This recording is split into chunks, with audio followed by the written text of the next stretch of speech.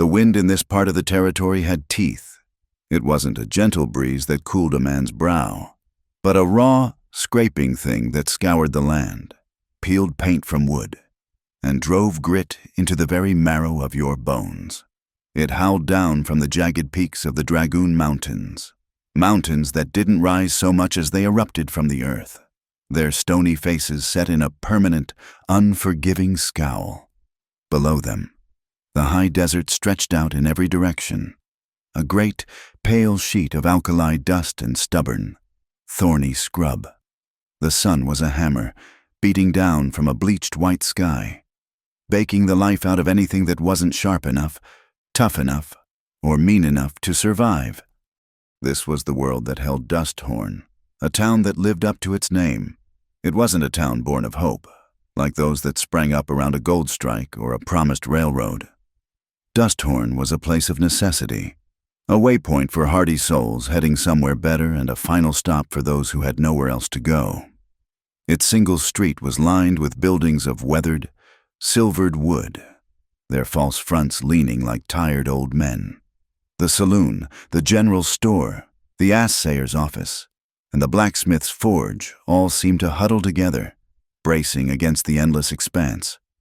Into this crucible of dust and desperation, the midday stagecoach rattled to a halt, its horses lathered and defeated, its wheels sighing as they settled. The door swung open, and out stepped Maybelle Langley. She did not belong. The handful of townsfolk who'd bothered to watch the stage arrive, a pair of listless prospectors, the blacksmith wiping sweat from his brow with a sooty forearm, a few women peering from behind the grimy windows of the general store, saw it instantly. She was a bird with a broken wing, fallen into a den of coyotes. Her dress, a simple calico of a faded blue that might once have been cheerful, was worn thin at the elbows and hem, coated with a fine layer of trail dust that muted its color to the shade of the sky at dusk.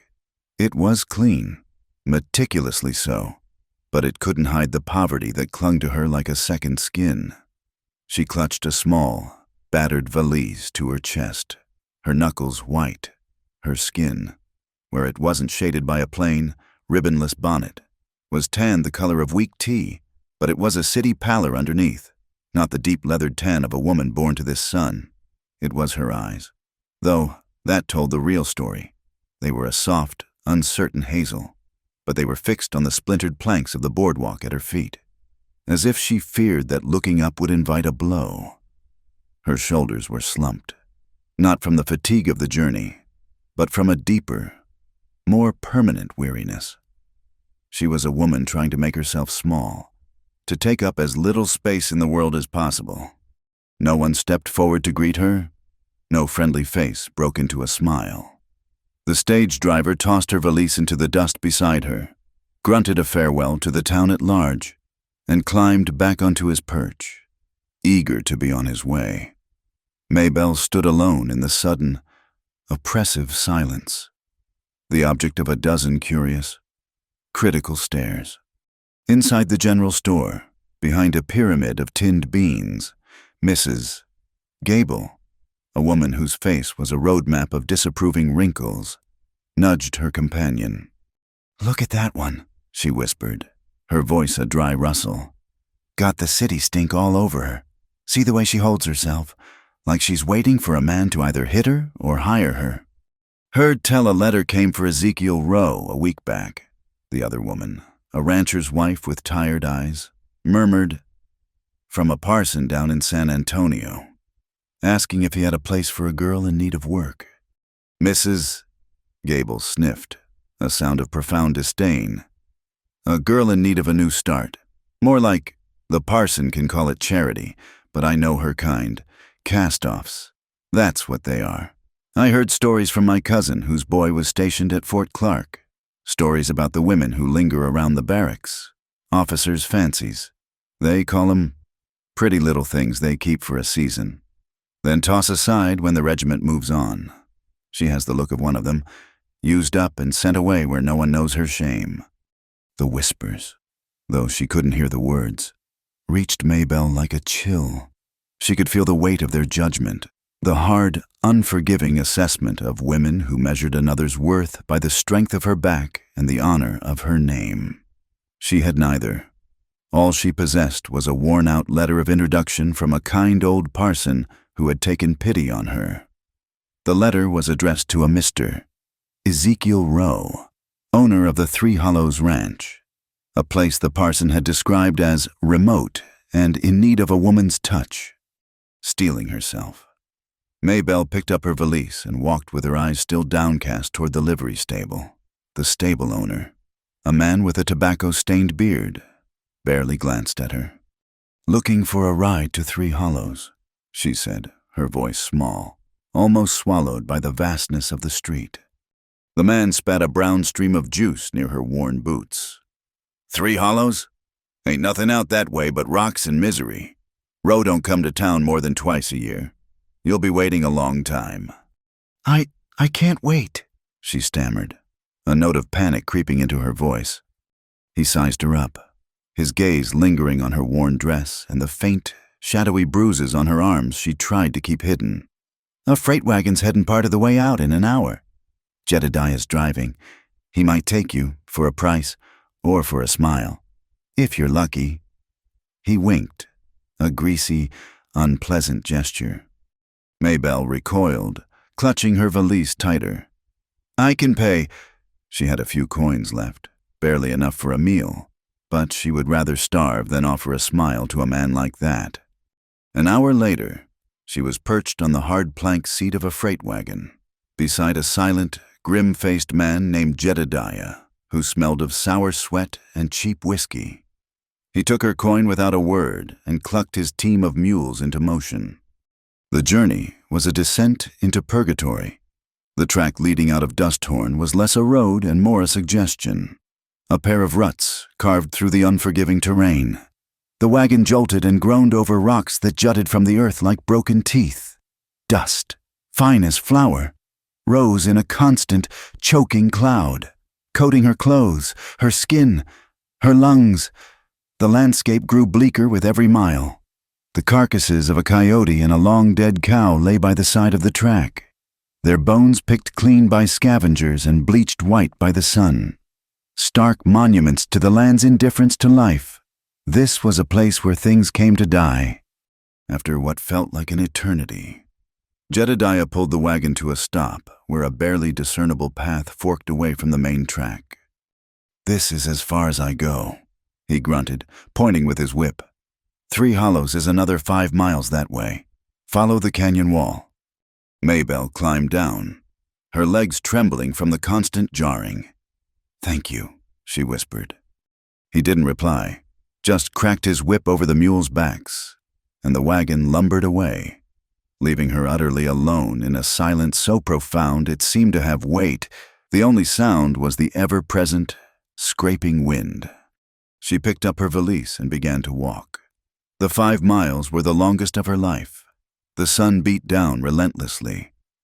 Her throat was a desert, and her cheap shoes offered little protection against the sharp stones. Twice, she had to stop and rest in the sliver of shade offered by a towering rock formation, her heart pounding with exertion and a growing, primal fear. This was a land that did not want her. It wanted to grind her down, to bake her bones, and to let the wind scatter her dust. Finally, she saw it, tucked into a curve of the canyon. Three Hollows Ranch looked less like a home and more like a fortress against the wilderness. The main house, a long, low structure of dark, weathered logs, was flanked by a sturdy-looking barn and a series of corrals.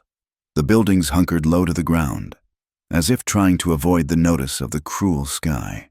The place was unnervingly still. There were no ranch hands mending fences, no children playing in the yard, no smoke curling from the chimney. There was only the wind and a profound, watchful silence. As she approached the porch of the main house, the door creaked open. The man who filled the doorway blotted out the light behind him. Maybelle froze, her breath catching in her throat.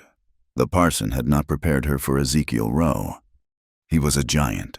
He stood well over 6 feet tall, with shoulders so broad they seemed to have been built to carry the weight of the sky. A thick, untrimmed beard, the color of dark earth, covered the lower half of his face, but it couldn't hide the hard line of his jaw. His eyes, set deep beneath a heavy brow, were the color of a stormy twilight, and they held a stillness that was more intimidating than any rage. And then there was the scar. A pale, puckered line ran from the corner of his left eye down to his jaw, a permanent slash that pulled the side of his mouth into something that was not quite a sneer, but was leagues away from a smile. He was dressed in rough denim and a dark, collarless shirt, clothes that were purely functional, with no thought given to appearance. He looked like a man carved from the same unforgiving rock as the mountains behind him. She held out the parson's letter, her hand trembling. "Mr. Rowe." Her voice was a bare whisper. He didn't speak. He simply took the letter, his massive, calloused hand dwarfing the fragile paper. His dark eyes scanned the contents in a single, swift glance. He then looked back at her, his gaze sweeping over her from the dusty bonnet to the worn-out shoes. It was not the leering look of the stable owner, nor the judgmental stare of the townswomen. It was something else entirely. A flat, detached appraisal, as if he were judging livestock.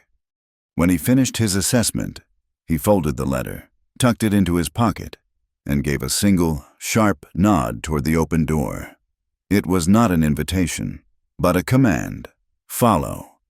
Maybelle hesitated for only a second before scurrying past him into the house. The inside was as stark and silent as the outside. The main room was large, dominated by a massive stone fireplace, cold and black. A long, rough-hewn table with 2 benches stood in the center. The air was cool and smelled of wood smoke, leather, and a deep, settled loneliness. There were no curtains on the windows, no rugs on the floor, no pictures on the walls. It was a shelter, not a home. She followed his silent form through the main room to a small, adjoining chamber. It contained a narrow cot with a thin mattress, a small washstand with a chipped ceramic basin, and a single high window that looked out onto a barren patch of dirt. "This is yours," he said. His voice, when it finally came, was a revelation. It was a low, rough rumble, like stones grinding together deep underground. It was a voice that hadn't been used much. The tour of the ranch was just as brief and silent. He showed her the kitchen, a dark room with an iron stove and a few pots and pans hanging from hooks. He pointed toward the well, a good 50 yards from the house, and then toward the barn, where a handful of bony cattle and 3 tough-looking horses stood listlessly in their pens. There were no other people.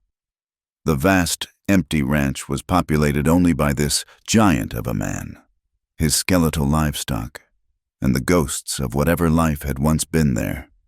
He lived and worked like a shadow, moving with a heavy, deliberate grace, his presence filling the empty spaces with a palpable sense of sorrow and contained violence. Back in the main room, he finally turned to face her properly, his arms crossed over his immense chest. The silence stretched, and Maybelle knew she had to be the one to break it. "Mr. Rowe," she began, twisting the fabric of her dress. "The parson's letter. It explained my situation.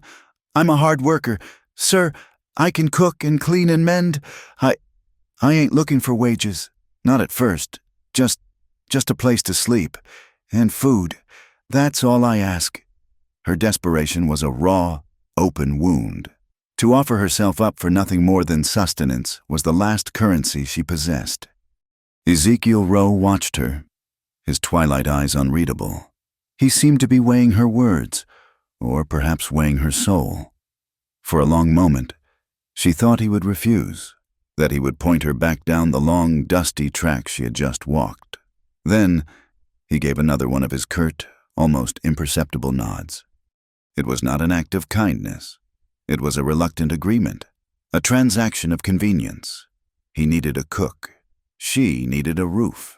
And in that bleak, silent house, surrounded by a land that didn't care if they lived or died, the bargain was struck.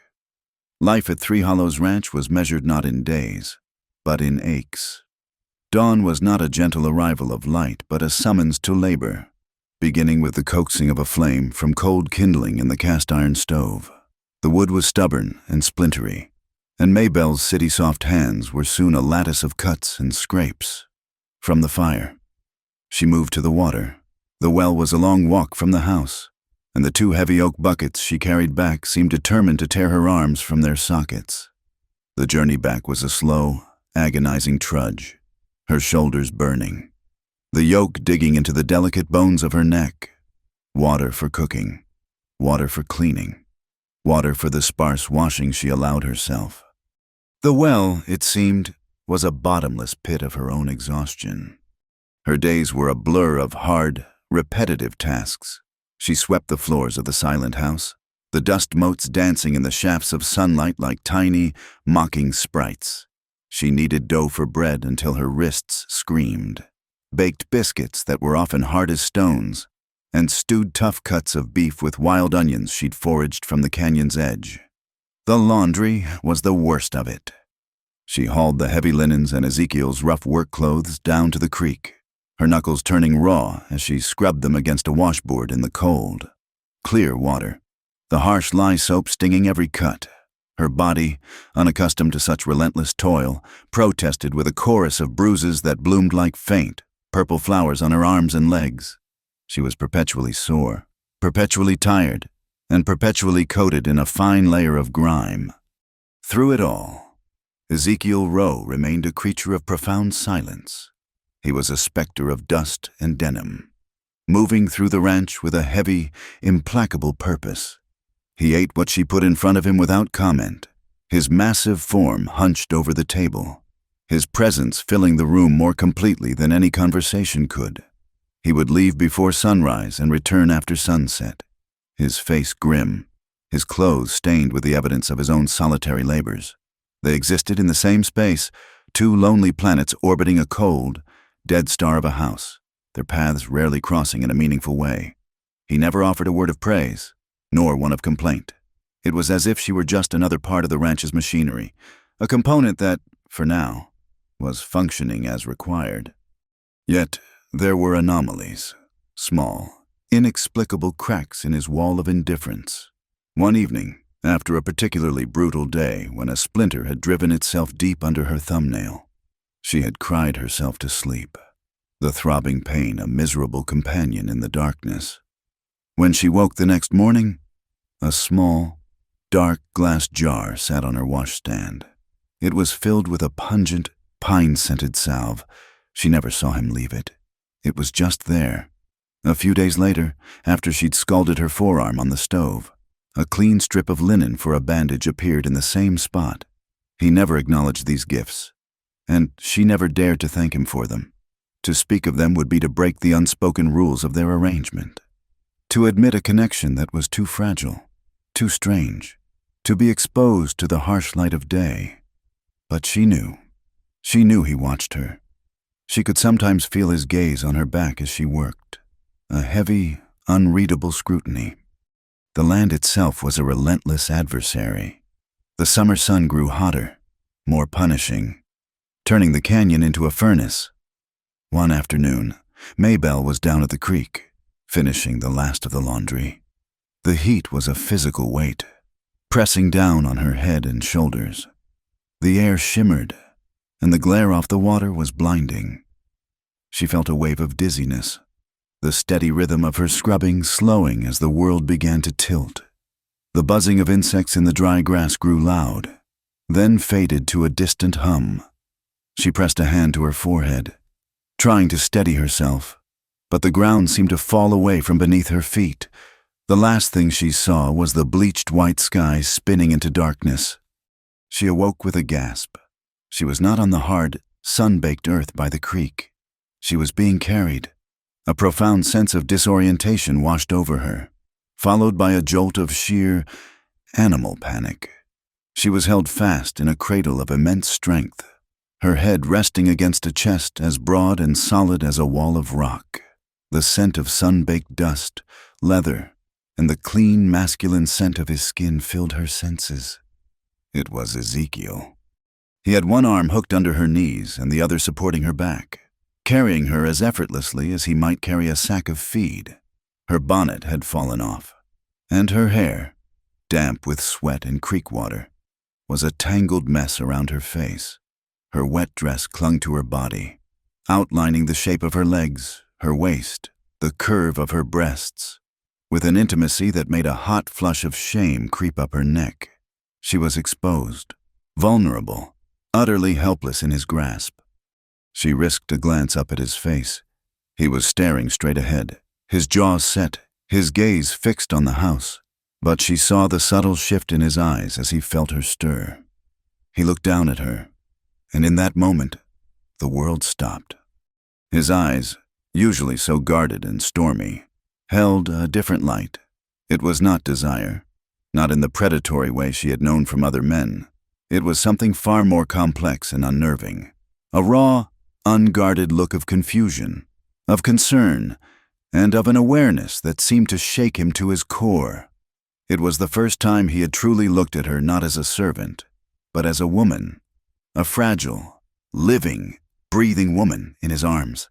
The silence between them was deafening, charged with a sudden, shocking realization of their proximity. A strange, unfamiliar flutter went through her, a tremor that was equal parts fear and a bewildering, nascent thrill. She felt a desperate urge to squirm away and, at the same time, an equally powerful desire to press herself closer to the solid warmth of his chest. He didn't speak a word. He carried her into the house, into her small, cell-like room, and gently laid her on the cot. He stood over her for a moment, a massive, looming silhouette against the light from the door, his shadow falling across her body. Then, as silently as he had appeared, he was gone, leaving a canteen of fresh, cool water on the washstand. Maybelle lay there, her heart hammering against her ribs. Long after he had left, the feeling of his arms around her seared into her memory. The nights at Three Hollows were worse than the days. When the sun went down, the land came alive with a different, more malevolent energy. The wind would pick up, funneling through the canyons and hollows with a sound that was not a whisper, but a shriek. It clawed at the log walls of the house and moaned under the eaves, lying in her narrow cot. Maybelle would listen to it, imagining it was the sound of tormented souls, of all the men who had died of thirst or violence in this God-forsaken place. And on some nights, another sound would join the wind's lament.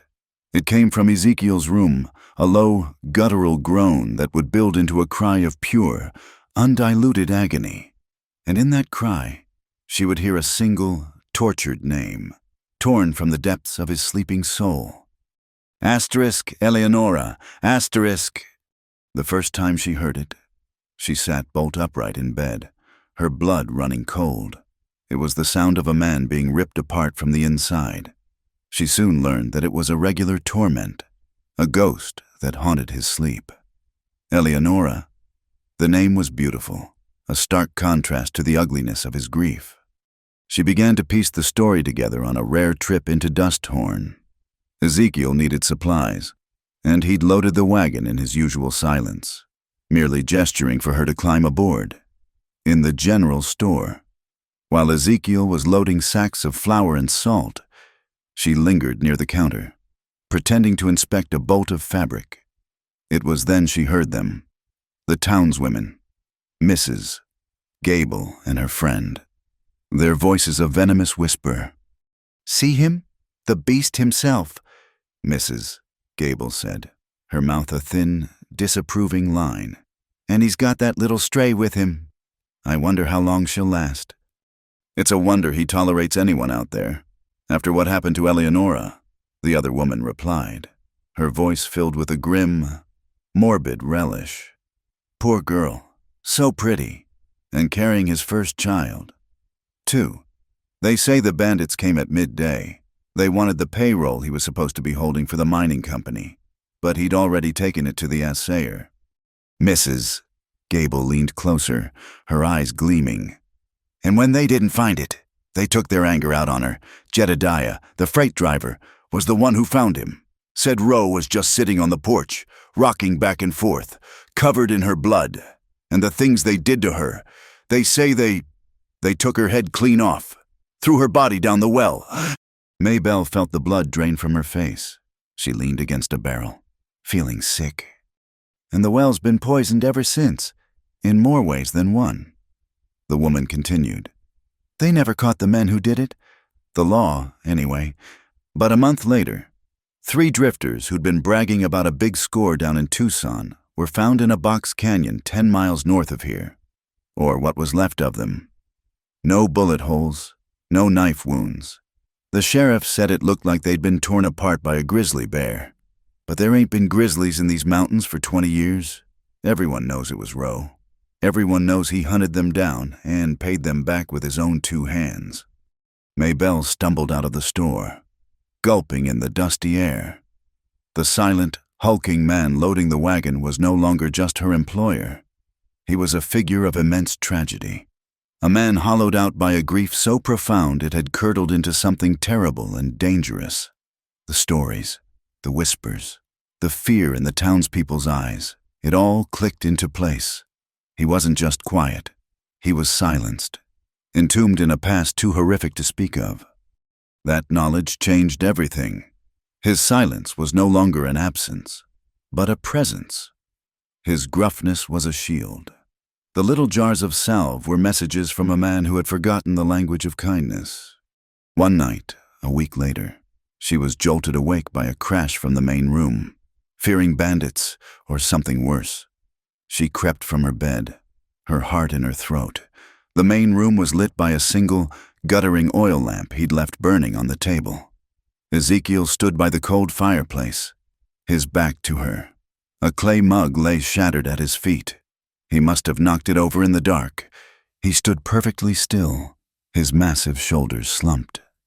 He reached up and began to unbutton his shirt, his movement slow and weary. As he pulled the rough fabric from his shoulders, the lamplight cast a wash of flickering gold across his back, and Maybelle saw them. His skin was a roadmap of violence, old scars, silvery white and raised, crisscrossed his back in a brutal, overlapping pattern. They were not the jagged scars of a knife fight or a wild animal. They were uniform, parallel lines, woven into a terrible tapestry of old pain, the unmistakable, deliberate marks of a lash. They covered his back from his shoulders to his waist, a testament to some older, deeper cruelty that predated the loss of his wife, a history of suffering she couldn't begin to comprehend. A small, involuntary gasp escaped her lips. He froze, slowly, deliberately. He turned. The shirt was still clutched in one hand, his torso bare. The lamplight carved deep shadows into the hard planes of his chest and abdomen. He saw her standing in the doorway, her eyes wide with shock and a dawning, horrified understanding. She expected anger, a roar of rage at her intrusion, at her witnessing this profound, hidden shame, but there was none. His stormy eyes met hers across the room, and in them, she saw no fury. There was only a vast, weary emptiness, a heavy, profound silence that seemed to acknowledge everything. He had seen her see his damage. He didn't move to cover himself. He simply stood there, exposed, and watched her. And in that long, breathless moment, Maybelle knew that the invisible wall between them had been irrevocably breached. From that night on, his observation of her changed. It was no longer the detached appraisal of a master for his servant. It was something more. It was the watchful, searching gaze of a man who, having had his own deepest wounds laid bare, was beginning to wonder about the scars she kept hidden on the inside. The rain came without warning. For months, the sky had been a merciless, unbroken sheet of white-hot brass. Then, one afternoon, the horizon turned the color of a deep bruise. The wind, usually so hot and abrasive, fell into an eerie, watchful stillness. The air grew thick, heavy with the scent of ozone and damp earth, a fragrance so long absent it was almost shocking. Maybelle had been trying to beat the weather, her arms aching as she frantically pulled the stiff, sun-baked sheets from the laundry line. The first drops of rain were fat and slow, hitting the parched ground with audible splats, each one raising a tiny puff of dust. They were a blessing, a miracle in this thirsty land. But right now they were a curse, threatening to undo a full day's brutal work. She worked with a desperate haste, her breath coming in ragged gasps, her hair whipping across her face as the wind finally rose in a sudden, violent gust. She was struggling with the last, heaviest sheet, its corners flapping like wild wings in her grasp, when Ezekiel emerged from the barn. He stood on the porch, a towering silhouette against the darkening sky, his face a thundercloud that mirrored the heavens. He didn't move to help. He just watched her frantic, losing battle against the elements. Then, for the first time since she had arrived, he raised his voice. It was not a shout, but a roar, a raw, guttural sound of pure, unrestrained frustration that seemed to rip through the charged air. "Get inside, woman! Leave it! Are you a fool to stand out in this?" The words struck her with the force of a physical blow. It wasn't just the anger in his voice. It was the utter dismissal, the confirmation of every dark thought she had about herself. He saw her as an idiot, a useless creature, a burden. All her toil, her split hands, her aching back, it all amounted to nothing in his eyes. She was a fool. Something inside her, a dam that had been cracking under the pressure of shame and exhaustion for years, finally shattered. She dropped the sheet, letting it fall into the now muddy ground, and the fight went out of her. She wrapped her arms around herself as the rain began to fall in earnest, plastering her thin dress to her body, and she began to sob. They were not quiet, dignified tears, but wrenching, ugly gulps of despair that tore from her throat. She turned to face him, the rain mingling with her tears, her face a mask of utter desolation. "I'm trying," she screamed back at him, her voice raw and broken. "I'm always trying, but it's never enough, is it? Nothing I do is ever right." She took a shuddering breath, the words tumbling out in a torrent of long-suppressed pain. "I know what you think of me, what they all think. I know I ain't worth much. I know it." The last words were a wail of self-loathing so pure, so absolute, that it seemed to silence the storm itself. Ezekiel's face changed. The anger was gone, wiped away and replaced by a look of profound, bewildered shock. Her pain, so raw and naked, had struck a chord deep within him, a place of shared brokenness he kept locked away.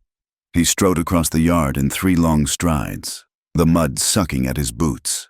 He reached her, and his hands, large and rough, clamped down on her upper arms.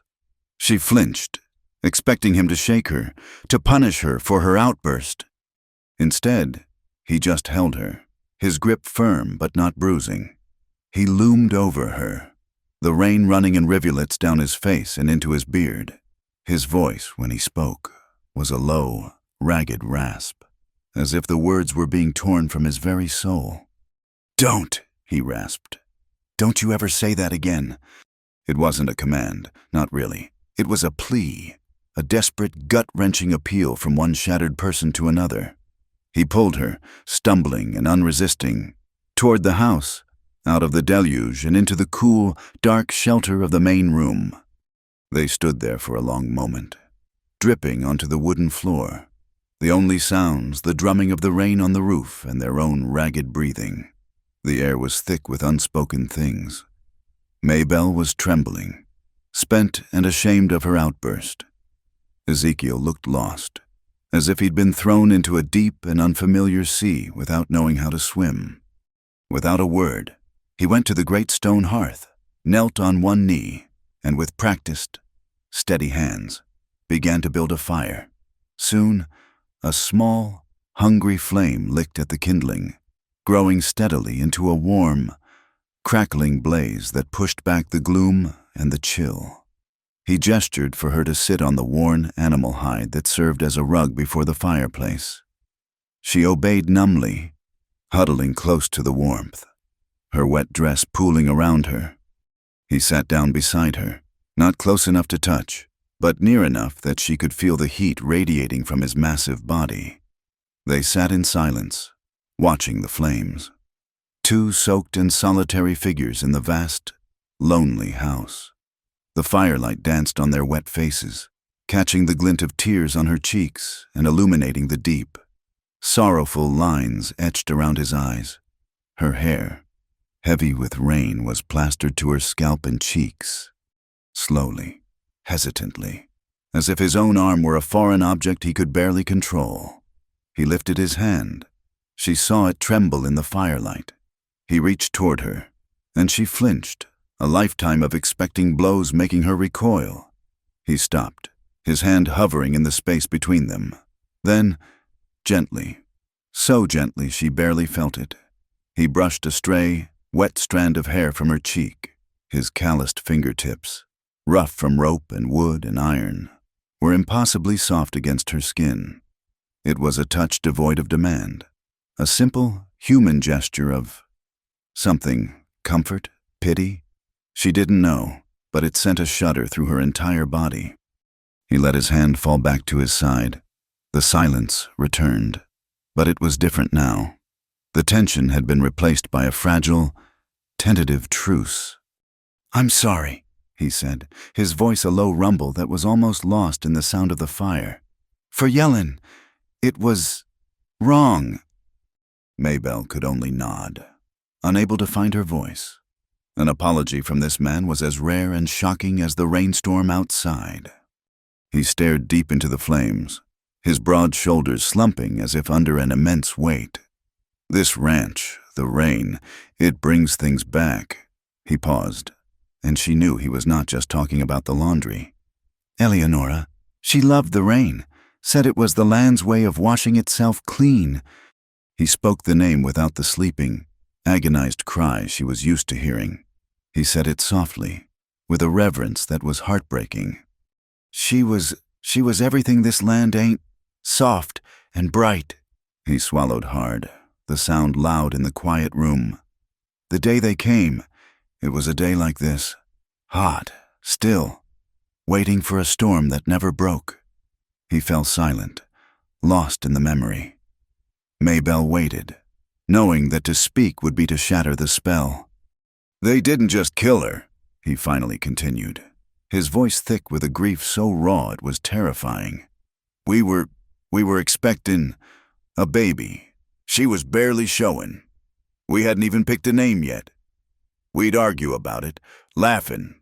She wanted a girl, to name after her grandmother. I wanted a boy, a son to build this place with." A single tear traced a path through the grime on his cheek, glistening in the firelight before losing itself in his thick beard. They took them both. They took everything. And they threw her in the well like she was trash. The word was a choked, venomous thing. I buried an empty coffin. There was nothing left to bury. The story was 1,000 times worse than the town gossip's version. It was a confession of a hollowing so complete she couldn't fathom how he was still standing. Her own pain, her own feelings of worthlessness, seemed small and selfish in the face of his monumental loss. An instinct she didn't know she possessed rose up in her. It was a need to offer comfort, to anchor this man who was drifting away on a sea of unbearable memories. Without thinking, she reached out and laid her small, trembling hand flat against his chest. Beneath her palm, through the damp fabric of his shirt, she felt it, the strong, steady, powerful beat of his heart. Thump, thump, thump, thump. It was a rhythm of life, of endurance, of a strength she couldn't comprehend. It was warm, so incredibly, vitally warm. He sucked in a sharp breath at her touch, his body going rigid. His stormy eyes darted down to her hand, then up to her face. He saw no pity there, only a shared, profound sorrow, an understanding that went beyond words. They did not kiss. They spoke no words of love or affection. But as they sat there, her hand on his chest, the fire crackling before them and the rain drumming on the roof, they both began to weep. Silent tears streamed down their faces, tears for Eleonora, Tears for the unnamed child. Tears for the lash marks on his back and the bruises on her soul. They cried for all the pain that had been stored up in the silent, lonely rooms of their hearts. After that night, the very air in the house seemed to change. A fragile seed of something new had been planted in the ashes of their shared grief. For Maybelle, the shift was profound. The hopeless day-to-day survival that had defined her existence began to recede, replaced by something she hadn't dared to feel in years, a tentative, flickering hope. She began to dream. Not the tormented, fearful dreams of her past, but quiet, gentle fantasies that blossomed in the stillness of the night. She saw herself in the kitchen, not as a drudge, but as a woman preparing a meal for her husband. A faint smile on her lips as she heard his heavy boots on the porch. She imagined his giant form sitting by the fire, his harsh face softened in the warm light, watching as she mended a tear in his shirt. And in the boldest of these dreams, she saw children, a sturdy, dark-haired boy with his father's solemn eyes, and a small, laughing girl she could teach to bake. She saw herself as the heart of this house, filling its empty, silent spaces with warmth and life. The new intimacy between them was a quiet, awkward thing, expressed in moments of fleeting connection. A week after the storm, she was treating a fresh cut on his hand, her touch careful as she applied the salve. When she was finished, she moved to hand the jar back to him. Their fingers brushed, and for a moment, they both froze.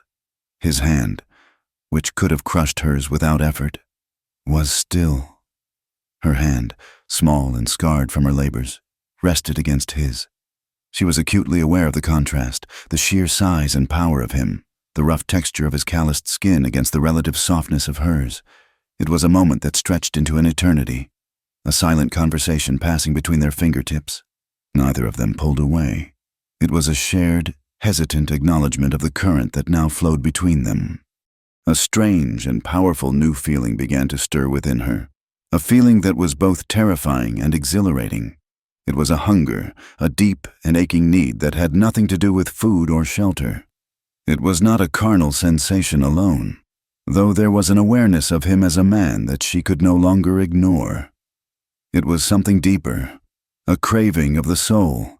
It was the desperate, overwhelming desire to touch, truly touch. A man who had forgotten how. It was the hope of laying a gentle hand on a heart that had been broken for so long and feeling it, impossibly, begin to beat with purpose again. The fragile peace at Three Hollows Ranch was a delicate thing, like a skim of ice on morning water, easily shattered. It was broken on a Tuesday, under the flat, indifferent glare of the afternoon sun.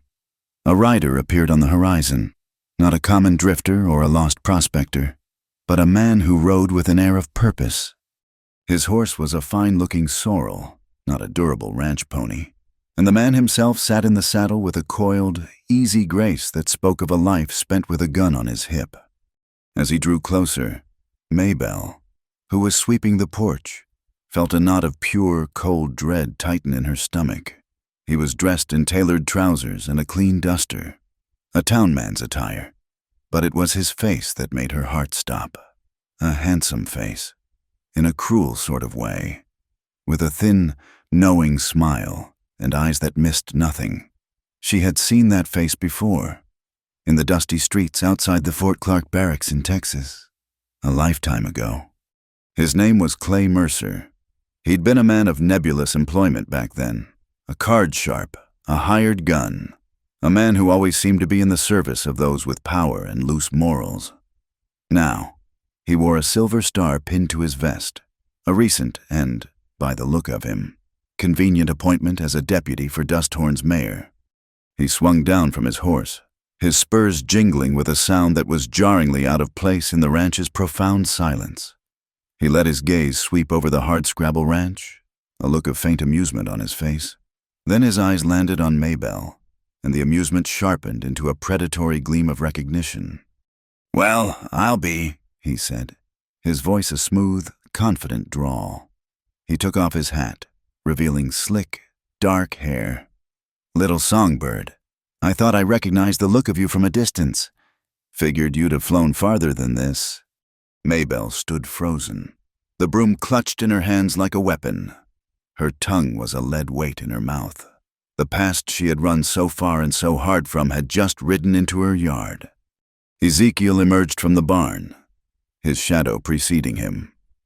He moved with his usual deliberate quiet, but there was a tension in his shoulders that hadn't been there a moment before. He stopped beside Maybelle, his presence a solid wall between her and the newcomer.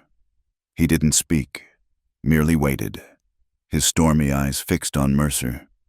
Mercer's smile widened, taking in the scene, the giant, scarred rancher and the terrified girl.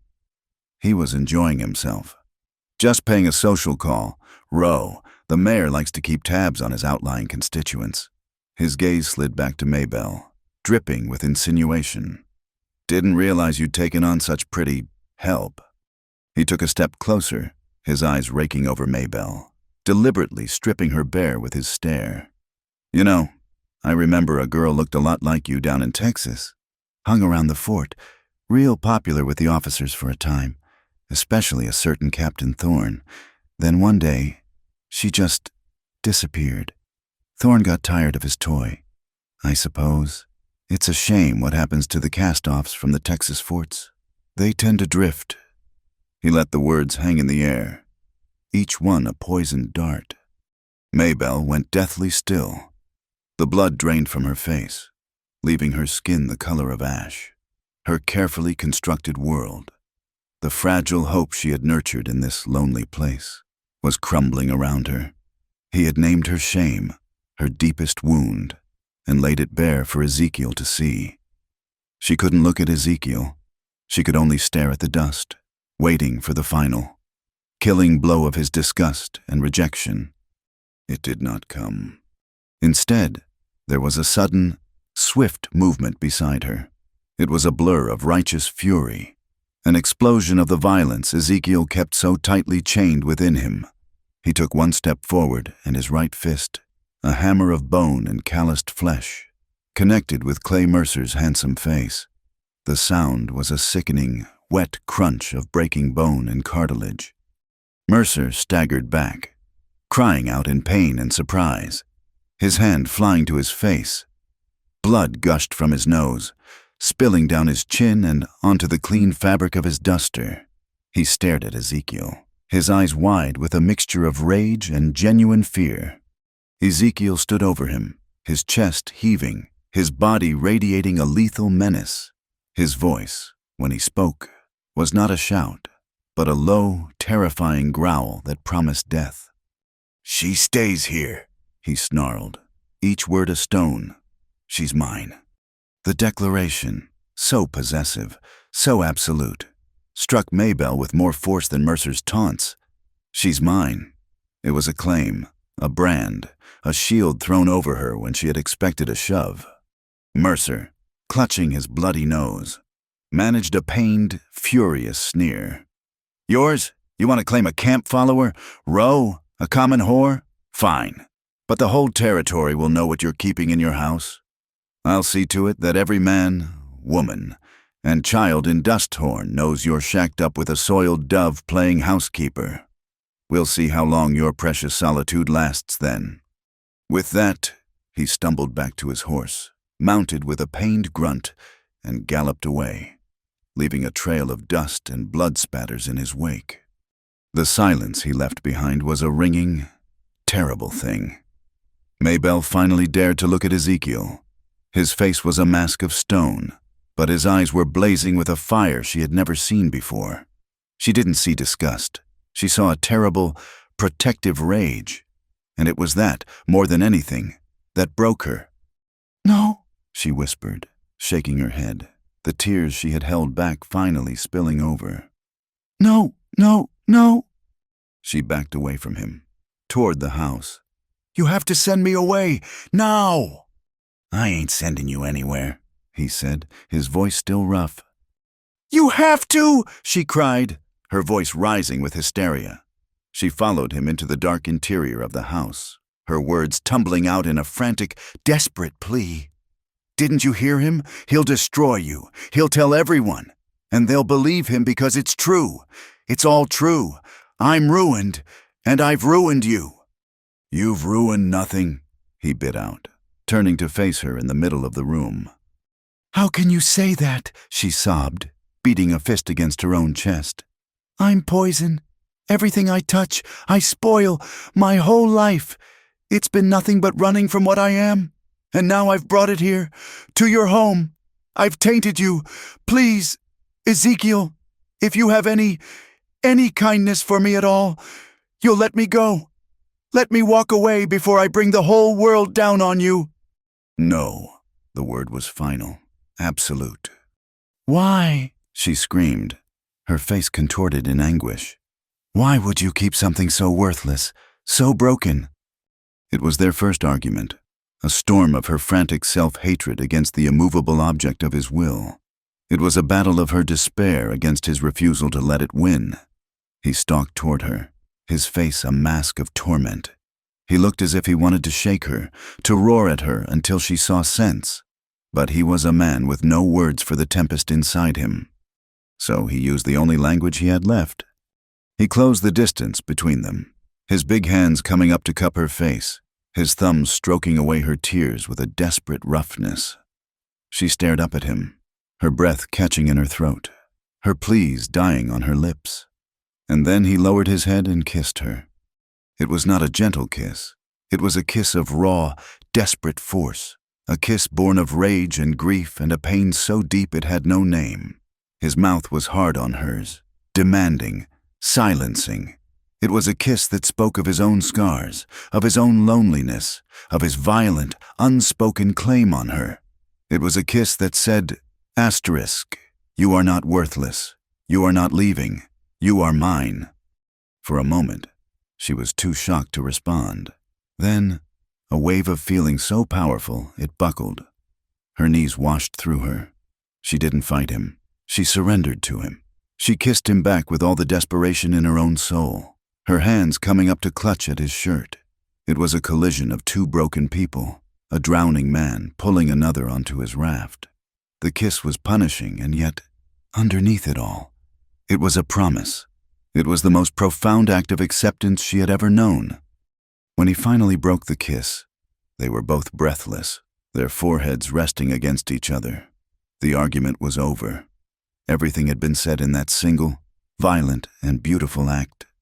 That night, the house was quieter than ever. But it was a different kind of quiet. It was not the silence of emptiness, but the silence of anticipation. They ate their supper without a word, the air between them thick with the memory of the kiss.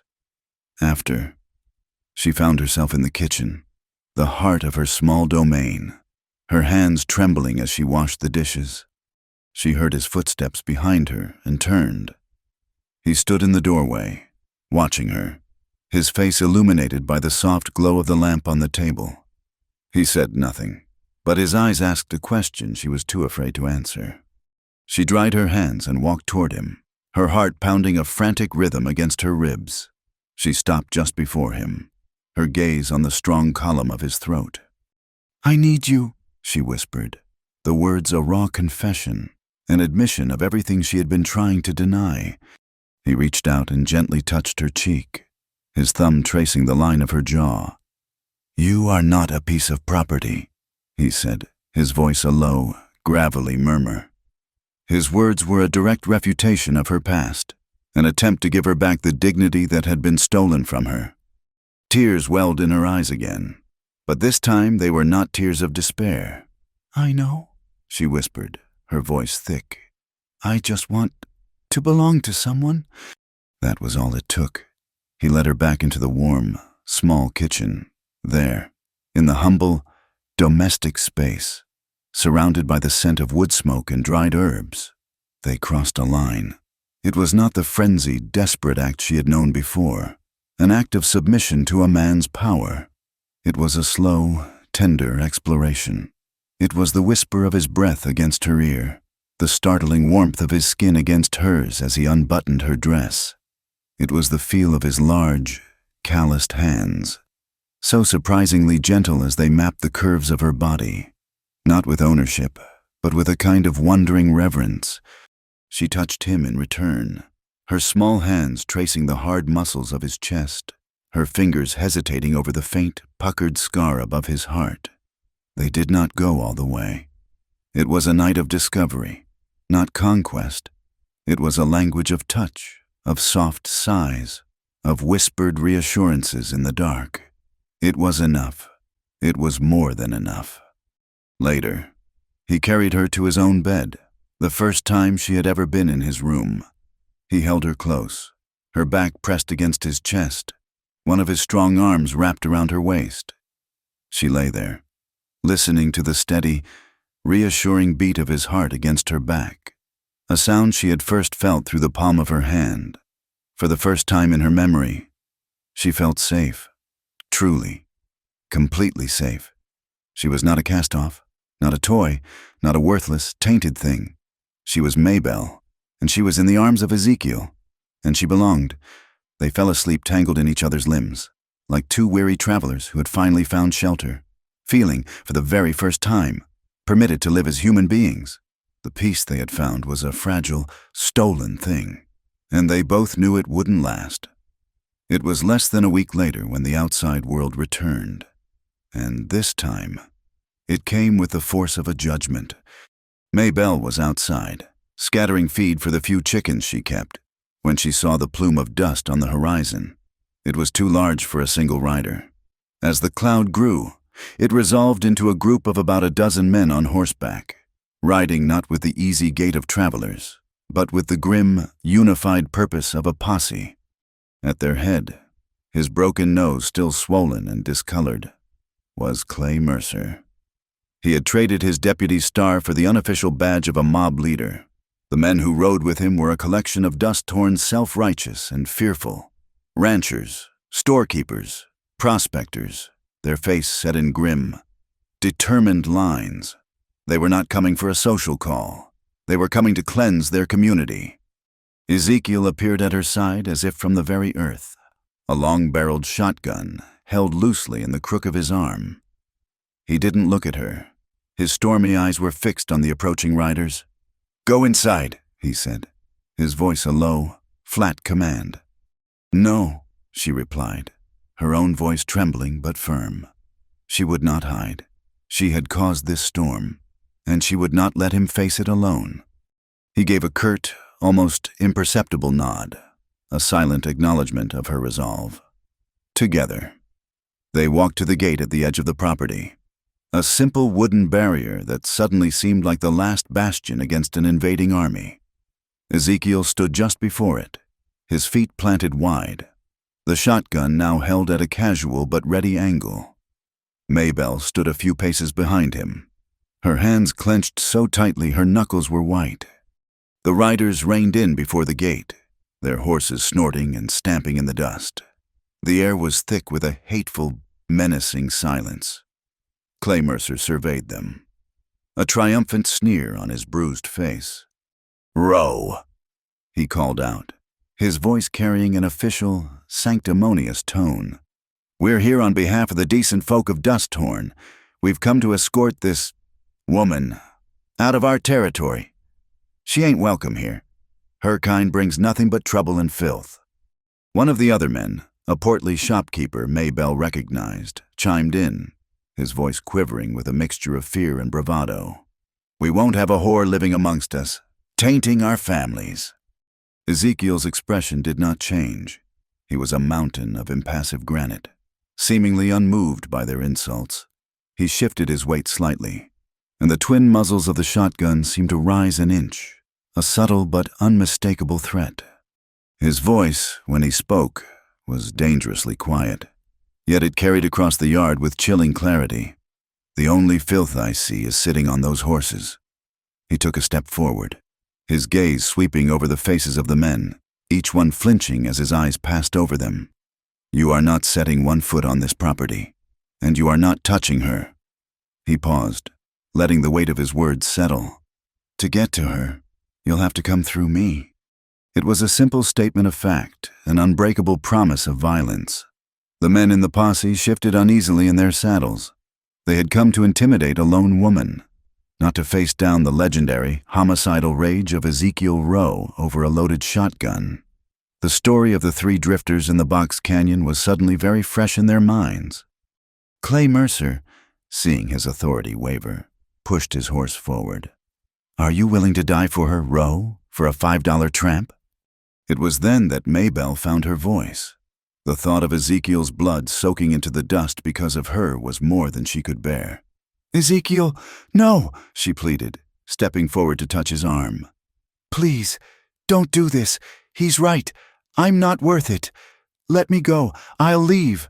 I won't cause you any more trouble." Ezekiel didn't look at her, but he covered her hand with his own, his grip firm and reassuring. He kept his eyes locked on Mercer, but his next words were for her alone, spoken in a low, rough murmur that was more intimate than any embrace. "You," he said, his voice thick with a feeling she had only just begun to understand, "are the only reason I'm still drawing breath." The words struck her dumb. It was the most profound, devastating confession, a declaration that she was not the poison in his life, but the antidote. She was his reason. In that moment, surrounded by a mob of hateful men under the threat of imminent violence, she felt a love so fierce and protective it burned away all her fear. The standoff stretched for another long, tense minute. The men of Dusthorn looked from Ezekiel's unyielding form to Mercer's faltering bravado. There would be no easy victory here. There would only be blood, and they all knew whose blood would be spilled first. One by one, they began to back their horses away, their righteous crusade dissolving in the face of a man who had nothing left to lose and, for the first time in years, a reason to live. Mercer, furious and defeated, spat into the dust, wheeled his horse around, and led the retreat. They had won the battle, but the war had just begun. Clay Mercer, unable to remove Maybelle by force, used the more potent weapon of poison. The news, twisted and ugly, spread through the territory like a prairie fire. The monster of Three Hollows was shacking up with a prostitute. They were a pair of outcasts, a blight on the decent, God-fearing community. The shunning was immediate and absolute. On their next trip for supplies, the storekeeper in Dusthorn refused to serve them, his face a mask of contempt.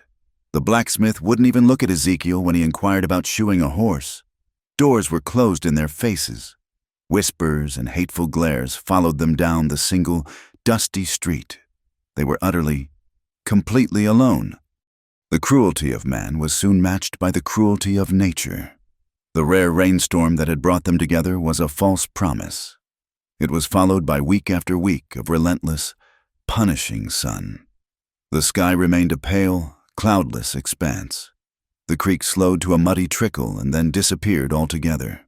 The grass in their small pasture turned brown, then yellow, then crumbled to dust.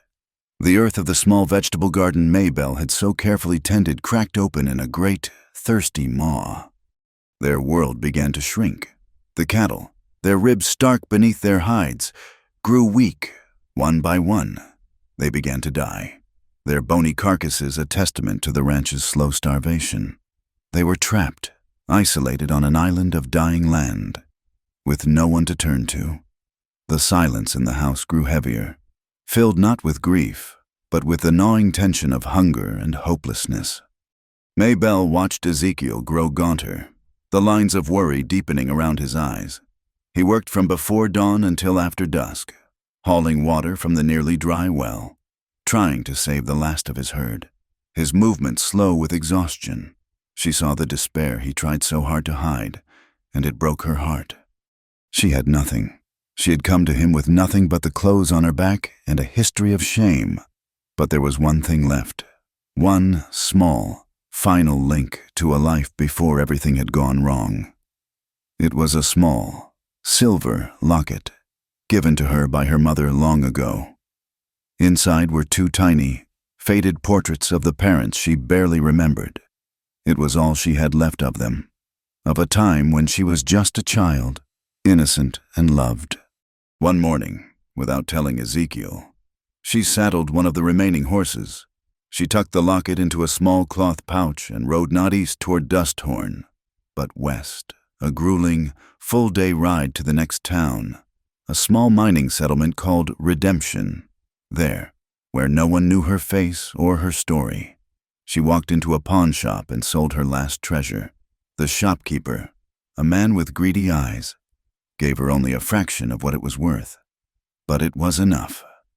She walked out not with coins, but with a heavy sack of seed corn and beans, seeds that were bred for arid soil, seeds that represented a desperate, final gamble on the future. When she returned to the ranch late that night, bone-weary and heartsick at her sacrifice, Ezekiel was waiting on the porch. He watched her unsaddle the horse and heave the heavy sack from its back. He saw the empty space at her throat where the locket had always rested. He looked from her face, streaked with dust and exhaustion, to the sack of seeds on the ground, and he understood. He said nothing, but he came forward, took the sack from her as if it weighed nothing, and carried it inside. A few days later, he was working at the forge in the barn, a place she rarely saw him use.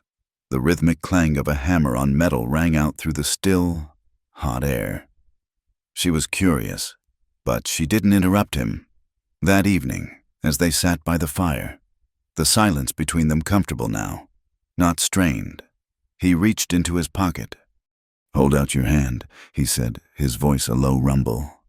She did as he asked, her brow furrowed in confusion.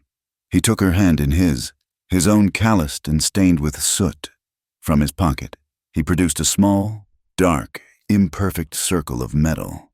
He had taken a common horseshoe nail, a thing of iron meant to hold fast to the earth, and heated it in the fire of his forge, bending it, hammering it, shaping it into a ring. It was rough, rustic, and the most beautiful thing she had ever seen. There was no ceremony. There was no flowery proposal, no talk of love or forever. There was only the harsh reality of their life and this one perfect gesture. He slid the simple, sturdy iron ring onto the third finger of her left hand. It was a perfect fit. He held her hand for a long moment, his thumb stroking the rough metal of the ring. He looked from the ring to her face, his stormy eyes holding an emotion so deep, so profound, it made her breath catch. "I'm going to rebuild this house for you," he said, his voice thick with an unspoken vow. "I'm going to make it a place where you'll be safe, a place where nothing can ever hurt you again." It was not a dream of a mansion on a hill. It was a promise to build a fortress for her in the heart of the wasteland, a foundation for a life forged in fire and drought and defiance. And as Maybelle looked at the horseshoe nail on her finger, she knew she was, finally and irrevocably, home. The sky had been a bruised, sickly yellow all day, the air so heavy and still it felt like the world was holding its breath. The drought had broken not with a gentle, life-giving rain, but with the promise of violence. By late afternoon, the horizon was a churning wall of black and green clouds, and the wind began to moan, a low, keening sound that scraped at the nerves. It was a twister wind, a storm with teeth and a bad temper. Ezekiel had been out on the far pasture, trying to round up the last of their skeletal herd, hoping to drive them into the relative shelter of the canyon before the storm hit. Maybelle watched from the porch, her hand shielding her eyes against the dust-choked gusts, her heart a tight knot of anxiety. The wind rose from a moan to a roar, a physical force that seemed intent on tearing the very house from its foundations. She retreated inside, barring the door.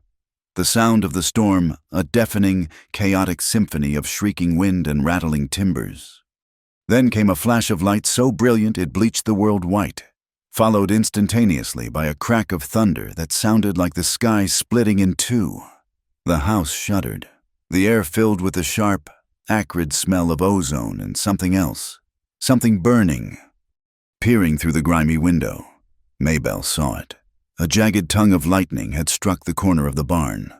A wisp of smoke, then another, curled from the dry, tinder-like wood.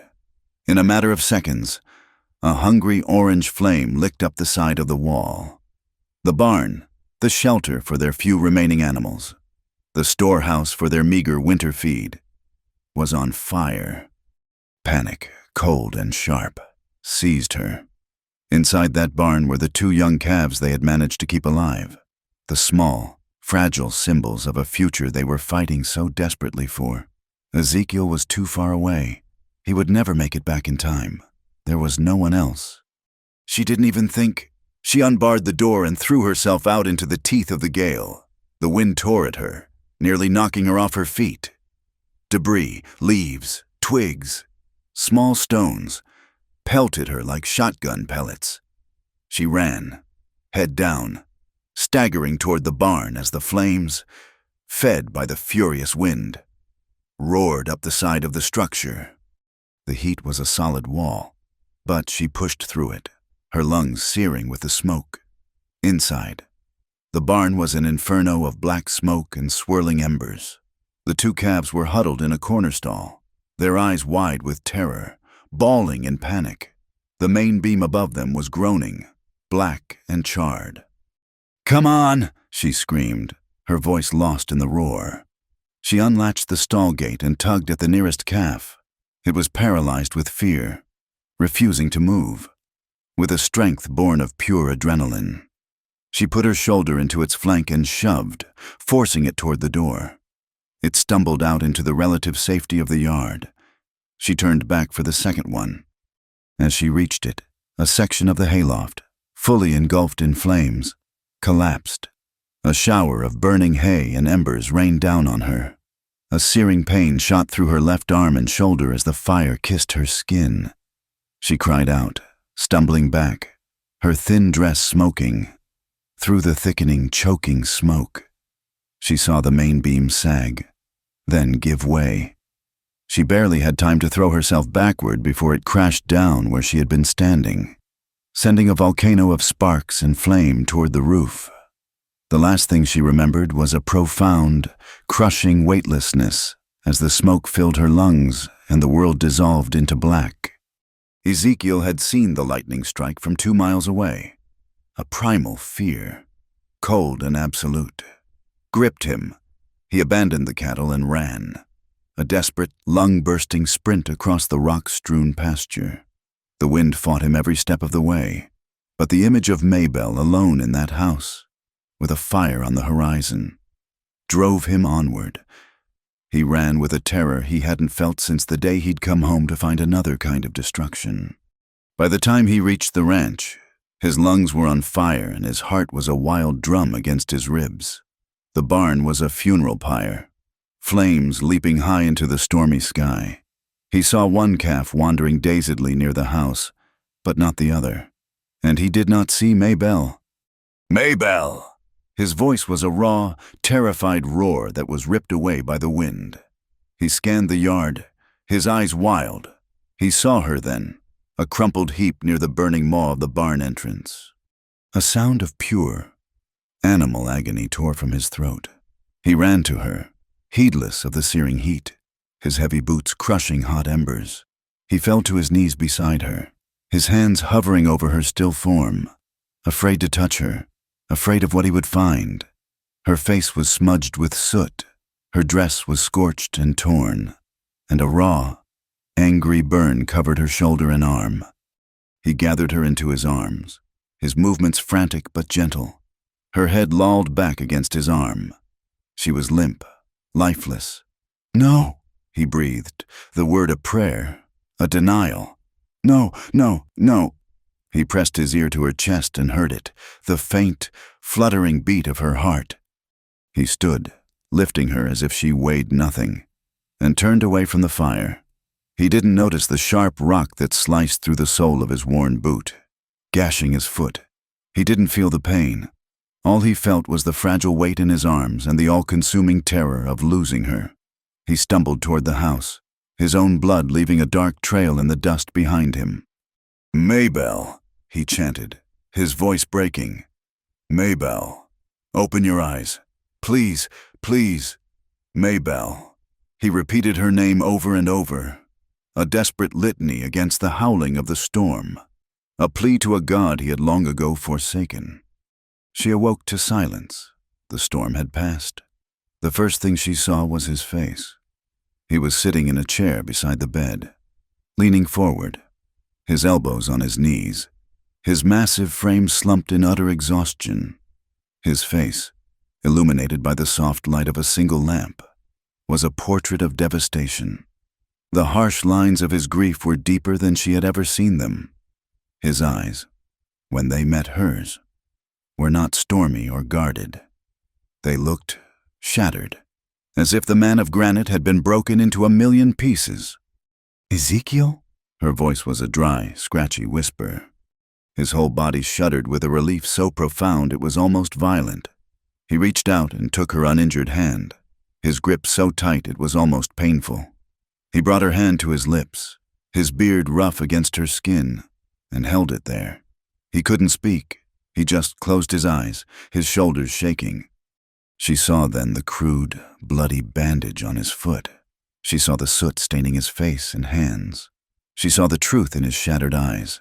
He had thought she was gone. The fear of losing her had undone him. "You saved them," he finally managed to say, his voice thick and raw. "The calves. Both of them. You saved them." "The barn?" she whispered. "It's gone," he said. "It don't matter." He looked at her, his gaze full of a raw, aching vulnerability she had never seen. The last of his walls had been burned away in the fire, leaving his heart utterly exposed. Seeing him so undone, so completely stripped of his defenses, undid her in turn. Tears welled in her eyes, not for the barn, not for the pain in her arm, but for this broken, beautiful man who had been terrified of losing her. She gently pulled her hand free and held it out to him. He understood. He rose from the chair and lay down on the bed beside her, his movements careful so as not to jostle her burns. He gathered her into his arms, and she went willingly, pressing her face into the curve of his neck. They clung to each other, two survivors in the quiet aftermath of the storm. And in that embrace, something shifted. The tenderness, the fear, the desperate gratitude. It all coalesced into a need so powerful, so overwhelming. It eclipsed everything else. This was not the tentative exploration in the kitchen. This was a confirmation. This was the final, irrevocable joining of two halves of a whole. Their lovemaking was fierce and desperate and unbearably tender. It was a raw, choked expression of all the words they had never been able to say. It was in the way his hands moved over her, with a reverence that bordered on worship, as if memorizing the feel of her, terrified she might still vanish. It was in the way she arched against him, not in submission, but in a claiming of her own, offering him a solace she now knew he desperately needed. It was a desperate, beautiful collision of need and comfort, of passion and peace. It was a drowning man finding air, a wanderer finding home. It was two lonely, shattered souls finding each other in the darkness and, through some miracle of touch and trust, becoming whole again. The next morning, the world was washed clean. The air was cool and crisp, and the rising sun illuminated a landscape that, though scarred by the fire, felt new. Maybelle awoke in Ezekiel's arms, feeling a sense of peace so profound it felt like a dream. He was already awake, watching her. He leaned down and kissed her, a long, slow kiss of profound contentment. He rose without a word and dressed. A short while later, she heard a sound from the porch, the soft, rhythmic scraping of a knife against wood. When he came back inside, he was holding a wide, freshly carved plank of cottonwood. Burned neatly into its surface were 3 words: Rowe and Langley Ranch. He said nothing, just held it up for her to see. It was a marriage license. It was a deed. It was a public declaration to the entire world that she was no longer a cast-off, no longer a stray. She was the Langley to his Rowe. She was his partner. She was half of this land, half of this life.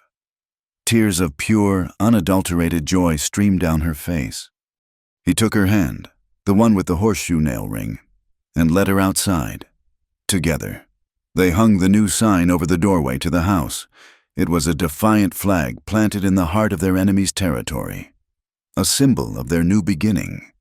They stood back, his arm around her shoulders, and looked at it, a silent testament to everything they had survived. It was in that moment of quiet triumph that they heard the horses. They turned to see a familiar, hateful sight. Clay Mercer, and with him, the town sheriff and 2 other men. They rode up to the house, their faces grim and official. They were not a lynch mob this time. They were the law.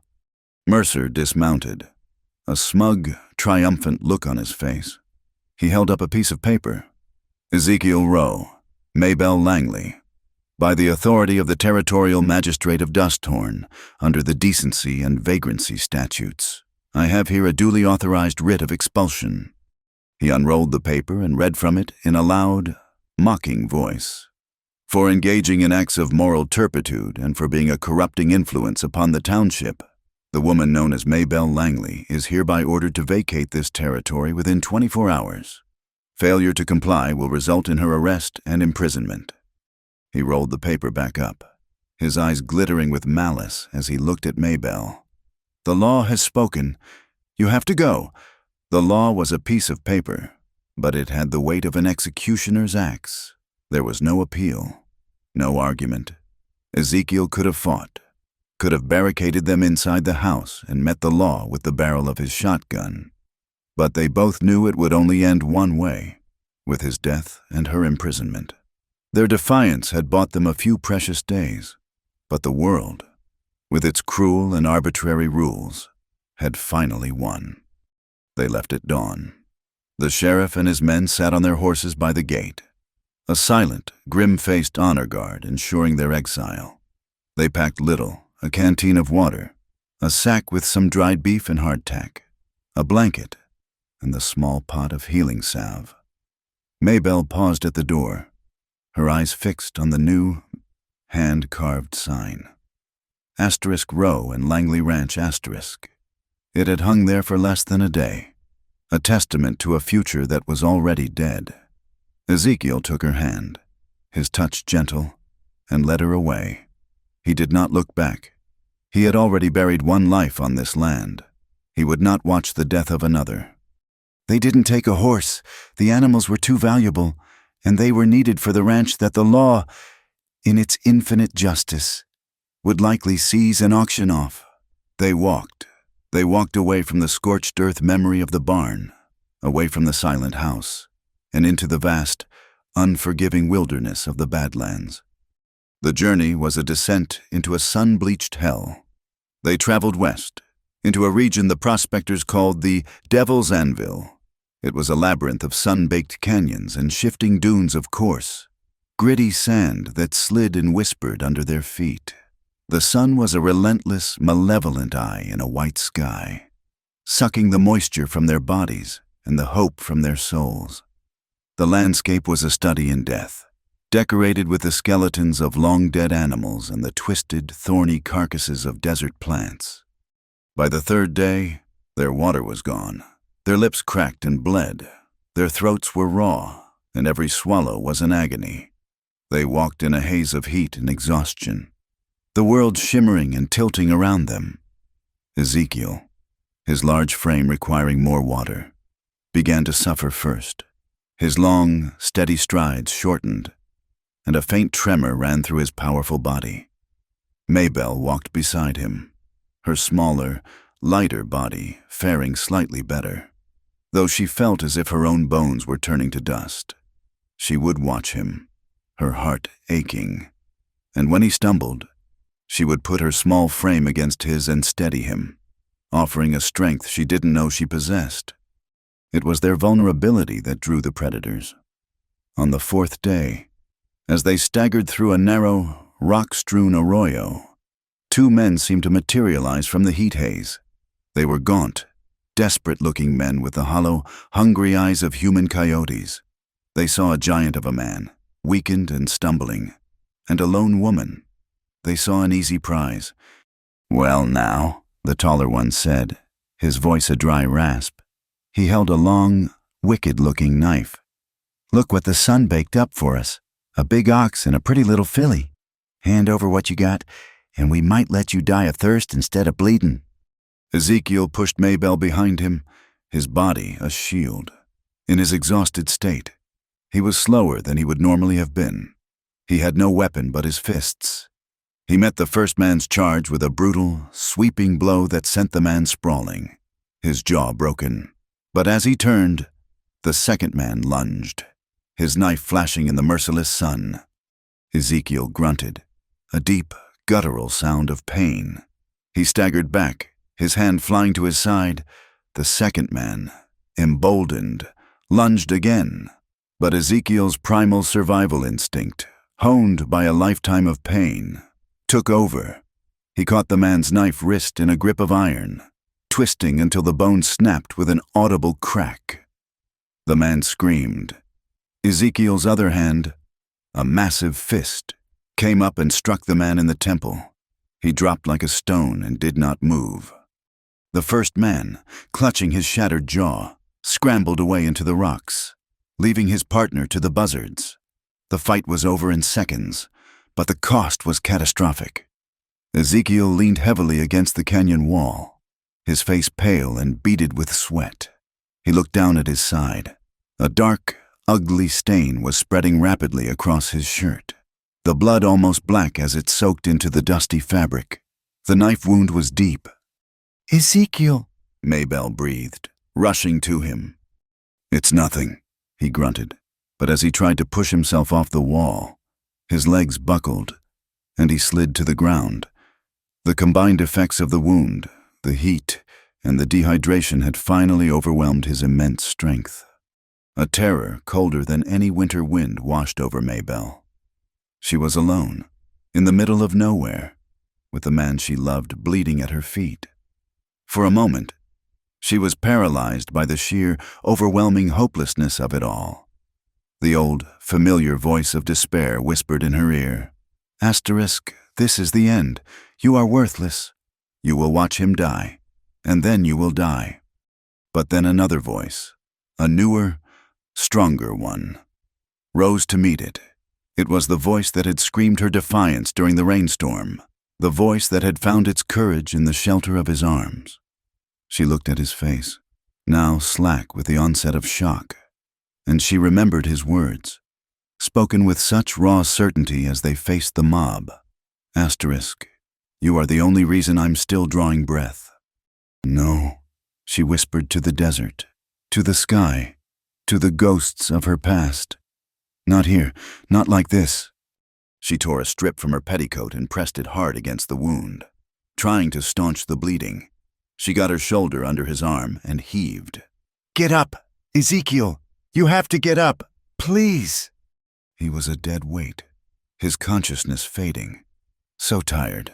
Maybelle," he murmured, his eyes glassy. She did not cry. Tears were a luxury she could not afford. She slapped his face, a sharp, stinging slap that surprised them both. "Do not leave me," she commanded, her voice fierce. "Do not you dare leave me out here alone!" Something in her tone, some flicker of her own iron will, seemed to penetrate his delirium. He groaned, and with her heaving and his own last reserves of strength, he managed to get to his feet, leaning on her so heavily she thought her own bones would break. And so began the longest journey of her life.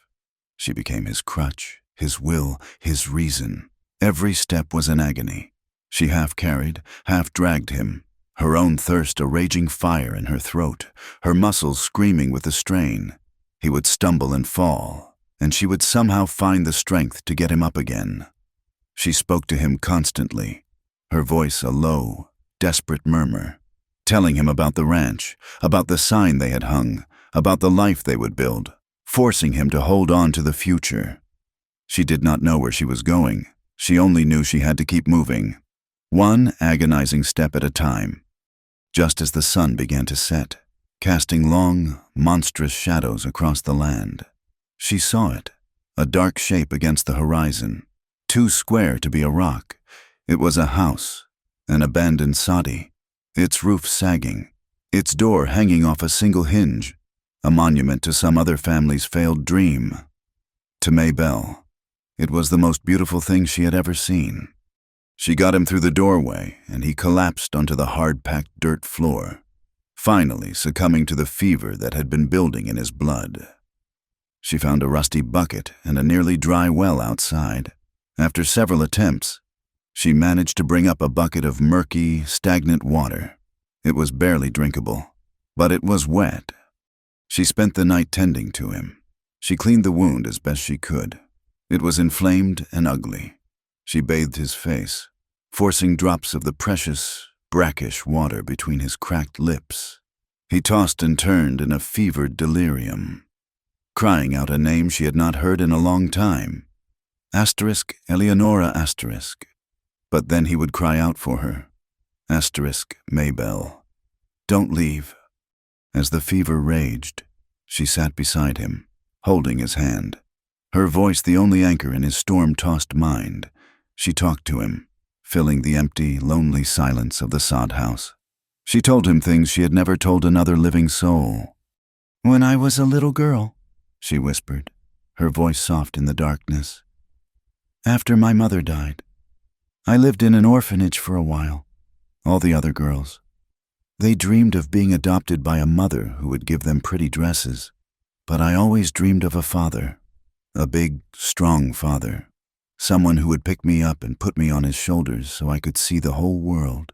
Someone whose hands were big and rough, but gentle.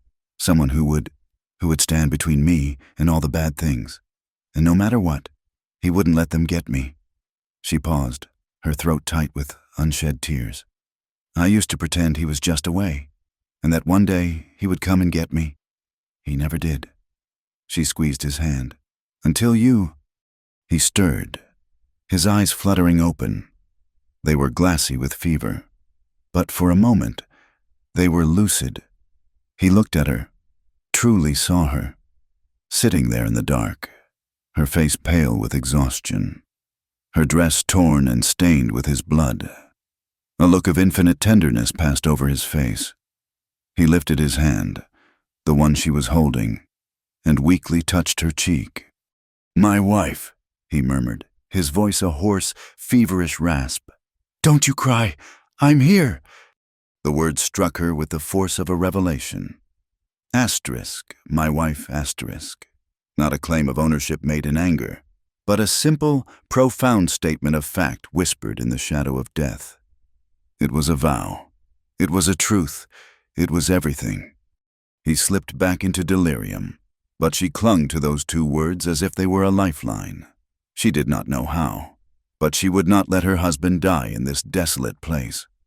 Salvation arrived the next afternoon in the form of a solitary, slow-moving cart pulled by a mule. The man driving it was an elderly black man with skin the color of rich, dark earth and hair as white as cotton. He saw the tracks leading to the soddy and, guided by a cautious curiosity, he approached. He found Maybelle, half-starved and near collapse, trying to force water into the mouth of a feverish, dying giant. His name was Elias, and he was a doctor of sorts, a healer who traveled the territories serving the remote communities and homesteads, black, white, or native, that the town doctors wouldn't bother with. He took in the scene with calm, practiced eyes. "Fever's high," he said, his voice deep and gentle, as he felt Ezekiel's forehead. "And this wound is poisoned." He opened his worn leather bag, which was filled with jars of herbs, clean linens, and surgical tools. "Get some water boiling, if you can." For the next 2 days, Elias worked his quiet magic. He lanced and cleaned the infected wound with a skill that was both precise and fearless. He stitched the flesh back together and made a poultice of herbs that smelled of willow bark and yarrow. He brewed a bitter tea that he and Maybelle forced down Ezekiel's throat to fight the fever.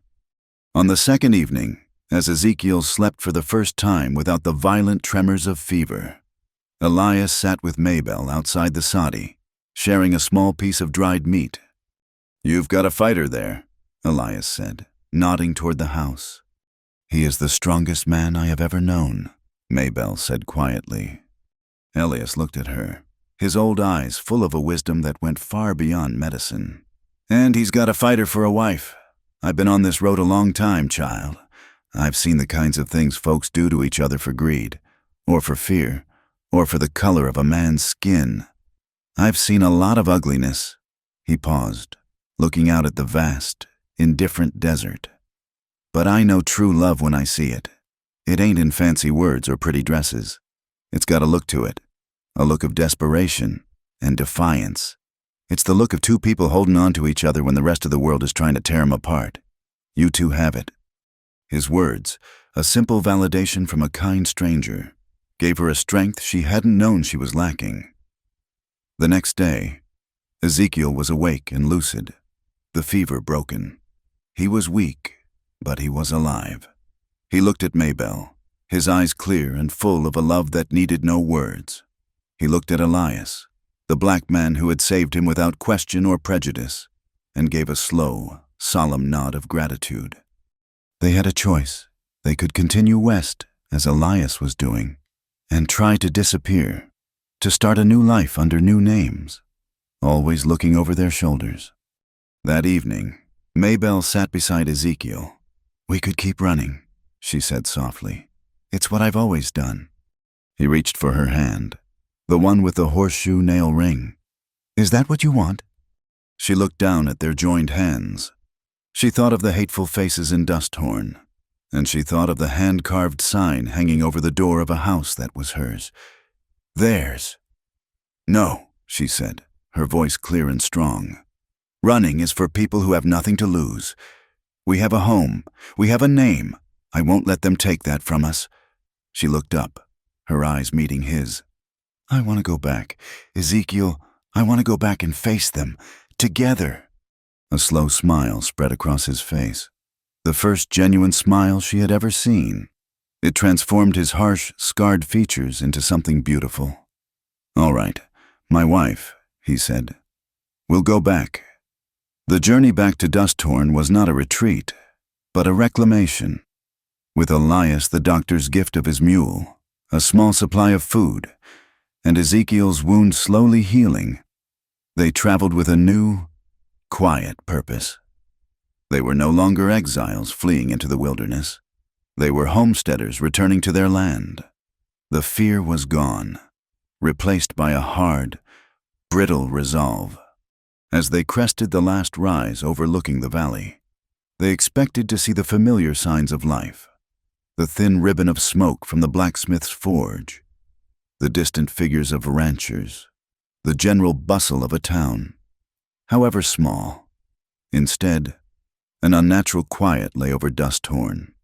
It was the silence of a sick room, heavy and fearful. No children played in the dusty street. No horses were tied to the hitching posts. Most of the doors were shut tight. The windows shuttered as if the town were bracing for an attack. They rode down the main street, the mules' hooves making soft, lonely plopping sounds in the thick dust.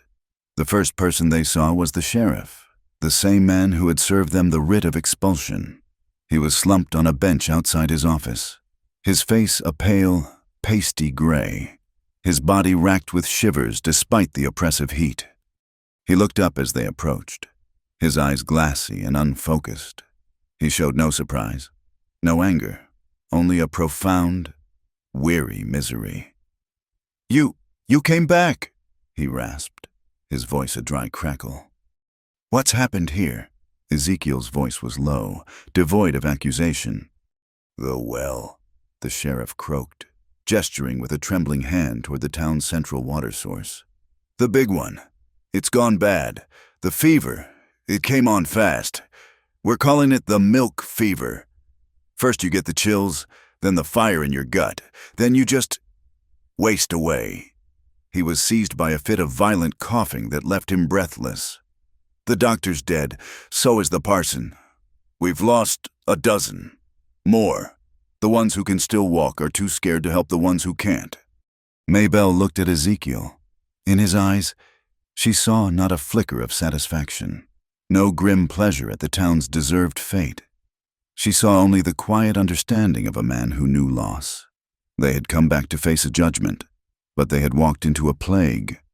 Without a word, Maybelle dismounted. She walked over to the sheriff, unhooked their canteen from the saddle, and knelt before him. "Here," she said softly. "Drink this. It's clean." He looked from her face to the canteen, his expression a mixture of shame and disbelief. This was the woman they had cast out, the filth they had deemed unworthy, and she was the first person to offer him a kindness in days. He drank greedily, the water spilling down his chin. That single act was the beginning. Maybelle took stock of their meager supplies, Elias's leftover herbs, the clean linens from his bag. It wasn't much, but it was a start. "The general store," she said to Ezekiel. "There will be vinegar and lye soap and clean sheets." They walked into a town of ghosts. Behind the closed doors, they could hear the low moans of the sick and the frightened sobs of their families. Maybelle, with Ezekiel as her silent, imposing shadow, began to knock on those doors. At first, they were met with fear and suspicion, but desperation was a powerful key. When they saw her, not with condemnation, but with a bucket of clean water and a determined look in her eye, the doors creaked open. She was tireless. She was fearless. The woman who had once flinched from a harsh word now walked into rooms thick with the stench of sickness and despair. She moved from house to house, a quiet, determined angel of mercy. She bathed feverish foreheads with cool, vinegar-soaked rags. She tore her own petticoats and the clean sheets from the store into bandages and poultices. She spooned weak broth and clean water between the lips of men, women, and children who were too weak to lift their own heads. She ignored the stench, the risk, the revulsion that would have paralyzed anyone else. She was no longer the girl who believed she was worthless. She was a woman with a purpose, and her purpose was to fight the death that had taken root in this town. The women who had whispered about her, who had called her a whore and a tramp, now watched her from their doorways with wide, shamed eyes. They saw her gently cradle the head of Mrs. Gable's own grandchild, coaxing the feverish boy to drink. They saw her work until she was pale with exhaustion, her movements growing slower but never stopping. While she tended to the sick, Ezekiel waged his own war. He knew the town well was poisoned, but he also knew the land. He remembered a small, hidden spring high in the Dragoon Mountains, a place where the water ran cold and pure, filtered through 100 feet of granite. He took their mule and cart, loaded it with every empty barrel he could find, and began a grueling, relentless journey. He would leave before dawn, travel the long, hard road into the mountains, fill the barrels, and return by nightfall, his arrival a beacon of hope in the stricken town. He became the town's water-bearer, its lifeline. The townsfolk would emerge from their homes, their faces gaunt, to collect the precious, clean water, murmuring words of thanks to the silent, scarred giant they had once called a monster. He never acknowledged their thanks, merely nodding as he unloaded the heavy barrels, his actions a far more powerful statement than any words. They worked as a team, a silent, perfectly synchronized unit. He brought the water, she used it to heal. He provided the strength, she provided the care. And slowly, miraculously, the tide began to turn. The fevers began to break. The color began to return to people's cheeks. The town of Dust Horn, which had been dying on its feet, began to breathe again. The people's perception of them changed, not overnight, but with every life she saved, with every barrel of clean water he delivered. They were no longer outcasts, they were saviors. It was during the height of the chaos, on a night when Maybelle was utterly spent, that Clay Mercer finally showed his true colors. The sickness and the heroism of his intended victims had stripped him of his power. He saw the respect in the townspeople's eyes when they looked at Maybelle and Ezekiel, and it was a poison to his spiteful soul. He found her alone in the makeshift infirmary they had set up in the abandoned saloon. She was kneeling by a cot, changing the dressings on a sick rancher's arm, her back to the door. "So," his voice slithered out of the shadows, making her jump. "The fallen dove has become the town saint. It's a pretty little story. but I still know what you are." She stood slowly, her body aching with fatigue, and faced him. "Go away! Clay, there are sick people here!" "I'm not going anywhere," he sneered. Stepping closer, his eyes were wild, his face slick with sweat. He was a man whose authority had evaporated, and it had driven him mad. "They might be fools, but I'm not. When this is over, I'll remind them all. I'll run you out of here on a rail." "It's over, Clay," she said, her voice weary but firm. "You've lost—" A snarl twisted his face. "Have I?" He lunged, grabbing her by her uninjured arm, his fingers digging in like talons. "I can still have what I want. I can still show you what you're worth." She struggled, crying out, but she was too exhausted to fight him effectively. He was dragging her toward the back rooms when a shadow fell over them. Ezekiel stood in the doorway, his face a mask of terrible, apocalyptic rage. He had just returned from the mountains, and he had heard her cry. He didn't roar. He didn't shout. The silence that emanated from him was more terrifying than any sound. He crossed the room in 2 strides. He didn't just punch Clay. He lifted him, one massive hand clamped around Clay's throat, and slammed him against the wall. The sound of the impact echoed in the silent room. Clay gagged, his face turning a mottled purple, his feet kicking uselessly in the air. Ezekiel's other hand drew back, his fist clenched into a rock-hard mallet, and every person in that room knew they were about to witness a death. "Ezekiel, no!" Maybelle's voice cut through his red haze of fury. He paused, his fist trembling with the effort of holding back, his eyes locked on the man who had tried to defile his wife. "Please," she begged, rushing to his side, her hands on his arm. "Look at me. Don't do this, not for him, not for them." She looked around at the wide, fearful eyes of the recovering townspeople watching them. "We can't—" He was still locked in his rage, his knuckles white. "He touched you," he growled, the words a vibration of pure killing intent. "And you saved me," she said, her voice soft but powerful. "That's enough. Justice doesn't need more blood." Her words, spoken with such quiet, profound authority, were like a bucket of cold water. He looked from her face to the pathetic, choking form of Clay Mercer, and the killing light in his eyes slowly faded, replaced by the familiar, stormy grief. He opened his hand. Clay dropped to the floor in a heap, gasping and sobbing. The entire town had witnessed it. The monster had been stopped by the angel, and in that moment, they finally understood the truth of them. The next day, a delegation led by the mayor, now recovering but still weak, came to see them. They stood before Ezekiel and Maybelle, their heads bowed in shame. We were wrong," the mayor said, his voice thick with emotion. "We were fools, blinded by prejudice and fear. You have saved us, all of us." He looked at the burned-out shell of the barn on the horizon. "We know we can't ever make it right, but we'd be honored if you would stay. Let us help you rebuild. We want to—" The offer was a plea, an act of communal penance. 2 weeks later, the last of the fever had passed. The town well was filled in, and a new one was dug. And on a bright, clear afternoon, the entire town of Dusthorn gathered in the street. A traveling preacher, passing through, was asked to preside. Maybelle wore a simple white dress, old but clean, donated by a shame-faced Mrs. Gable.